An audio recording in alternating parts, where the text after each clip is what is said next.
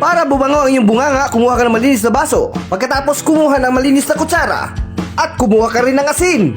At pagkatapos maglagay ka ng 3 kutsarang asin sa baso. At pagkatapos mong maglagay ng asin, kumuha ka ng tubig at lagyan ng baso. Pagkatapos kumuha ka ng kutsara at haluin ng mabuti. At kapag nahalo mo na ng maayos, pwede mo nang ilagay sa iyong bunganga. At pagkatapos igargil mo ng 3 minuto at idura. At paalala kaibigan, huwag na huwag mong iinumin ng tubig na may asin dahil nakakasira ng kidney yan. Aray ko.